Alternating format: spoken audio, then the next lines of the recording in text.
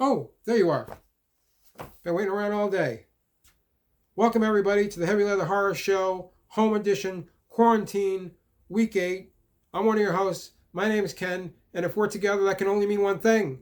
It's time once again for Witch Watch. There's a white witch, there's a black witch, baby, which is a witch? Which is a witch? There's a white witch, there's a black witch, baby, which is a witch? Which is a witch? Well, you know what happens next.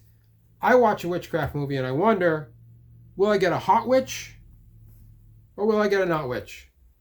Let's find out together. Today, we're going back to 1996 to see an obscure direct-to-video feature called Little Witches. If you think it's got, little people witches, I'm sorry, that's not what's happening. I think it's called Little Witches because they were teenagers. Little Witches was directed by Jane Simpson, who only directed one other feature just the year before. It was called Number One Fan, which sounds like a Lifetime Channel type stalker movie. The cast in that one, pretty great. It's got Catherine Mary Stewart from Night of the Comet, Paul Bartel, and Mary Warrenov, also, if I remember, from Night of the Comet, and VJ Nina Blackwood. Sounds like fun. She also directed many, many music videos, none of which I can play the audio of because YouTube will put me in jail. But I bet if I show you a few seconds of this one, you can hear the song in your head. Right?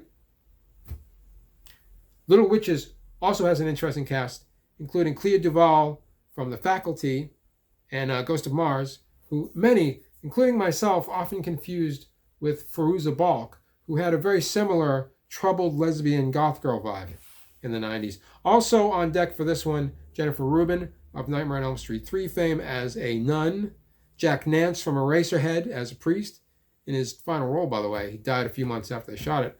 And Zelda Rubinstein from Poltergeist. But the star of the film is Sherry Rappaport as Jamie, the bad girl. She went on to a very long and lucrative career in television, mostly in cop shows like NYPD Blue and CSI. Not sure if she keeps this one on her resume or not, but it is how she got her start. Well, let's get to it. It's right before Easter break at an all-girls Catholic high school, and some construction on the building reveals a grisly discovery. So, you get it. There's a hidden room in the basement. In the meantime, a bunch of the girls have to stay back at the school over Easter vacation for various reasons. And they cover the personality bases. You know how it goes in a horror movie. There's the sexy one, there's the innocent one, there's the smart one, etc. Although a couple of them are just the token extra naked girl, and then there's the token chubby girl. And anyway, in classic horror movie Scooby-Doo fashion, the girls decide to steal some sacrificial wine from the rectory and then go down to the hidden room in the basement to hold a seance. I mean, except for the lame girl, Faith. She just goes back to her room and goes to bed. And in a twist I did not see coming, they decided that they all needed to be naked for their seance. That's like 70s stuff, not 90s stuff. But there you go. During the seance, they uncover an ancient spell book, but it's in Latin. So the next night, they get the lame girl to read it since she's the only one that knows Latin. Turns out the book summons a demon, but it will only show up if they kill the guardian of the church, who is Zelda Rubinstein, the mother superior. So Jamie just goes ahead and poisons her, and then that's that. And then if that's not bad enough, she goes and kills Father Eraserhead with his own fishing tackle. Poor guy just wanted to go fishing, man. But guess what?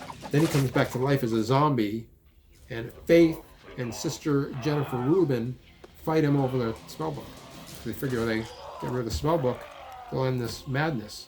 But they don't end the madness. So basically, all the coven has to do now is sacrifice Faith's hunky virgin boyfriend, and then the demon comes to, grant them all their wishes or whatever he's going to do. Will they achieve their wicked goals? Or will Faith, with all her Jesus bullshit, fuck up their good times? I'll leave that for you to find out, but I'll tell you this much. There's like 45 seconds of really great demon footage at the end of the movie. All right, let's get to it. Hot witch? Check. Although Sherry Rappaport was only 19 at the time, seems a little creepy. She is definitely a hot witch. What kind? Catholic schoolgirl division, which is a lot of people's favorites. The witchcraft is a little confusing because it's a mishmash of traditional witchcraft and then Illuminati stuff. Like, I don't know where that part came from, but it was all over the place. It might have been well researched, probably all gibberish. Also, the film in general has a very cheap look to it. It looks like one of those full moon shot in Romania productions, although it was actually shot in Santa Barbara. It had a cool cast, for sure. But, you know, only two things happen in the whole movie. There's the seance, and then there's the demon at the end, and that's really it. Is that enough to carry us through? Sure. I mean, for me, close enough for rock and roll. It's not a good movie by any stretch, but I had a good time watching it, so it can't be that bad, can it?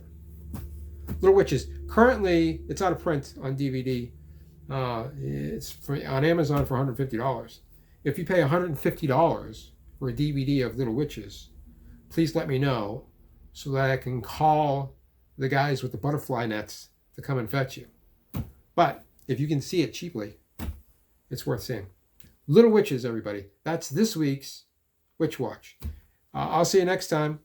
Until then, stay healthy, stay free. Hail Satan. Happy birthday to me, by the way. It's my birthday. And I'll see you next time on Witch Watch.